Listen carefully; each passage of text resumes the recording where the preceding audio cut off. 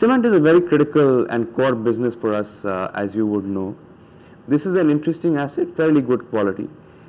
The most important aspect of this acquisition being that this acquisition actually gives us a presence in markets where we're completely non-present today, and that has been the overarching rationale behind making this acquisition. But did the bid revision, in a sense, frustrate you? Why did you decide to up the bid, so to say? What led to that? So some toing and froing, which is, I think, very common for a deal of this complexity and this size.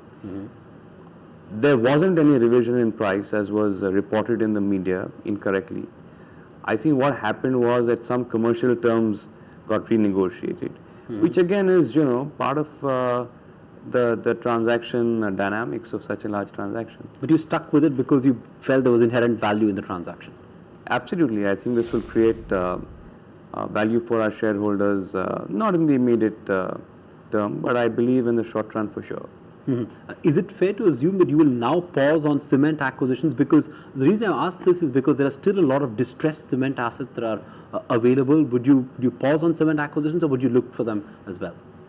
So this is a good time for us to pause, just because we've bitten off a large asset, and it's the right time to spend the next few years digesting this asset and starting to see a return from this asset before we start thinking of investments again. Your current capacity, if I'm not wrong, is 91.2 million tons per annum post the JP acquisition. And now that you're saying you won't look at the inorganic route, you would look at growing organically.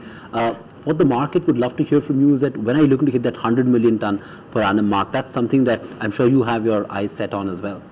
100 million is actually a misnomer. So what we are looking at very clearly is the quality of earnings. I believe that this is a high quality asset, UltraTech as a whole, by any measure globally.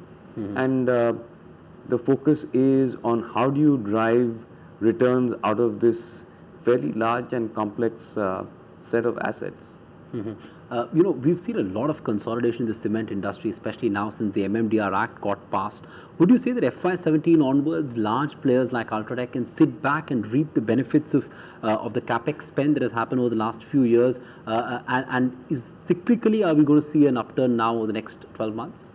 So it's really a function of what happens to the Indian economy, because cement growth is a derivative of that. Sure. I believe that the economy is in for good times, which means that the cement industry should also see an upturn.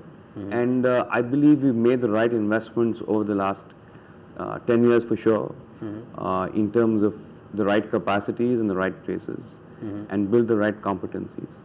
So I think it's safe to assume that UltraTech should see some pretty smart returns in the next few years. I have to talk about telecom business. There is a lot of talk of a new entrant into the market, with Reliance Jio looking to enter the market, and there is some amount of apprehension that it will be a disruptive force, so to say. Are you anxious about the entry of Reliance Jio?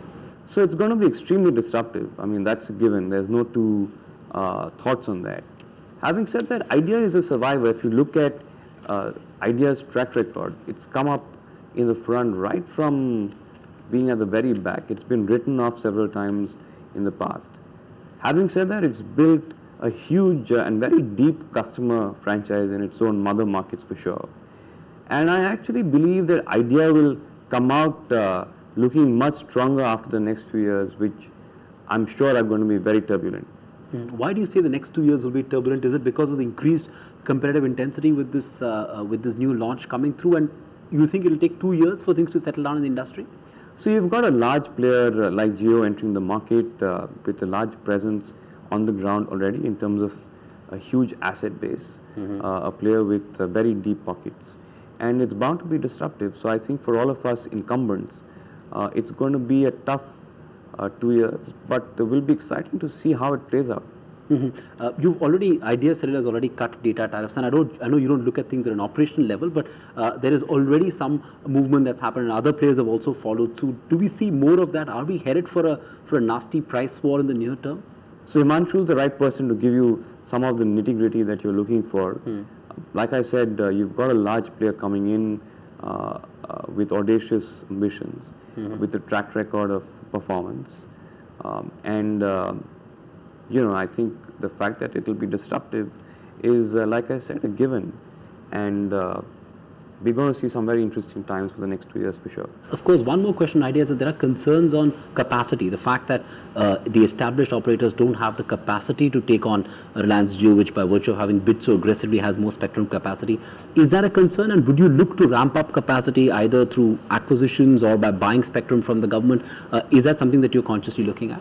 So it's fair to say that we have enough capacity, let's say, to serve the market for another 10 years. Jio probably has enough capacity to see expansion of its data usage by another 30, 40 years. Having said that, there are gaps in our spectrums, some markets where we don't have spectrum, which we hope to fill in the next auction. Will we for sure? Can't say. It depends on how auction prices actually play out. And no one interesting in the market amongst incumbents who we would actually want to acquire. But so you're saying you will not bid irrationally in this auction, like we saw in the case of 3G spectrum, which was a do-or-die auction where industry bid very irrationally, one will say, but that was a scarcity-induced auction. So you're saying you'll be responsible as a bidder in this auction. Is that a fair assumption? So we have 80% of our existing markets covered in terms of having 4G spectrum for those markets. And I think you put it very appropriately. The idea is to bid, sensibly, and hope that we will cover those gaps. Having said that, there are some incumbents who have valuable assets, but no one who we would particularly like to acquire at this point in time. What about capex intensity for Idea? Because given the fact that the next 2 years are going to be turbulent, you'll need to acquire a fair amount of spectrum as well. Are we likely to see high capex for Idea as a promoter of the group? Do you think you'd need to invest more in the telecom business in the next couple of years as well? So we've seen large capex in the last few years, which has been on account of rolling out 3G as well as the 4G network.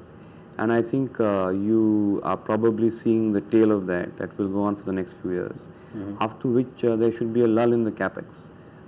And I think that's the point in time when we will start to see returns coming off of the investment of the last few years. I want to shift focus and talk about the financial services business, because that's also been doing very well. Insurance industry is in focus now with the merger of two large players and with another large player looking at a listing as well. So the market would like to hear from you if you have any plans of listing your insurance arm. Is that something that's under consideration?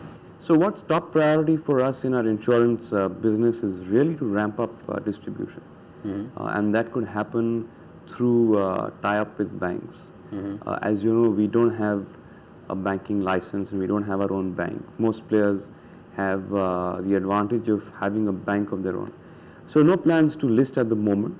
Focus on ramping up distribution.